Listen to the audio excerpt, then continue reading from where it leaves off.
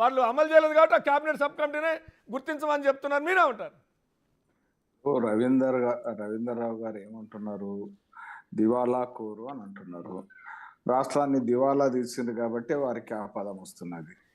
రెండోది ఏంటంటే వీరు కాంగ్రెస్ మేనిఫెస్టో ఏంది, హామీ పత్రంలో తేదీలతో సహా ఎన్ని దినాలలో పూర్తి చేస్తామని చెప్పారు. 100 దినాలలో ఇవి చేస్తామని చెప్పారు. ఇప్పుడు ఏముంటది, 100 దినాల్లో ఏం చేసిండ్రు, 100 దినాలు కాదు ఏడాదిలో ఏం చేసిండ్రు అనేటువంటిది వస్తుంది. అది హామీ పత్రం అయినప్పుడు ఆ హామీ నెరవేర్చాల్సినటువంటి బాధ్యత ప్రభుత్వం. అది నెరవేర్చకపోతే అది హామీ పత్రం కాదు, వంచన పత్రము అయిపోతుంది. ప్రజలను వంచినటువంటి ప్రభుత్వం అయిపోతుంది.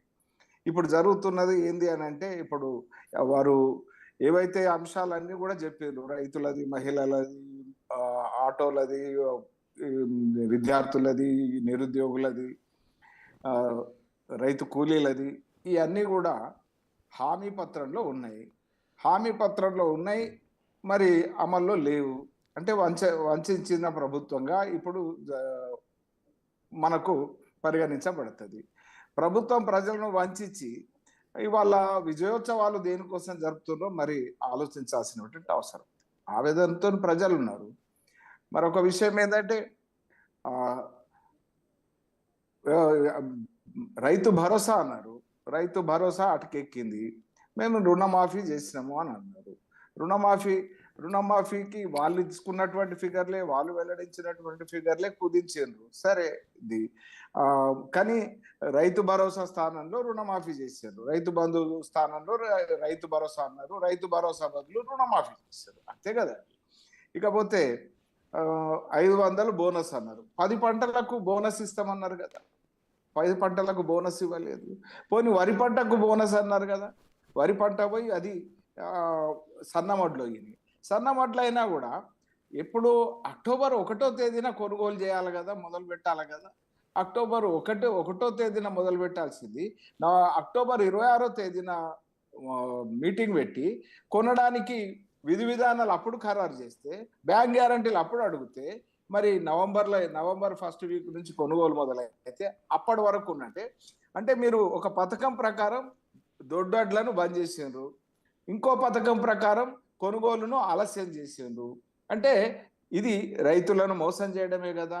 ఇది ఎంతవరకు సమంజసం? మరి రైతు కూలీలకు ఇచ్చిన హామీ వాళ్ళ ఎన్నికల్లో పదే గడ్డాపత్తంగా చెప్పినటువంటి 12,000 సంగతి ఏంది? ఈ రకంగా కౌలు రైతులకు ఆశలు చూపించారు కదా. మోసం చేయడం ఎంతవరకు సమంజసం? మరి నిరుద్యోగ యువకులకు చెప్పారు కదా 4,000 ఇస్తామని. ఏమైపోయింది? ఇంటర్నేషనల్ స్కూల్ పెడతామన్నారు కదా. నియోజకవర్గానికి ఒకటి.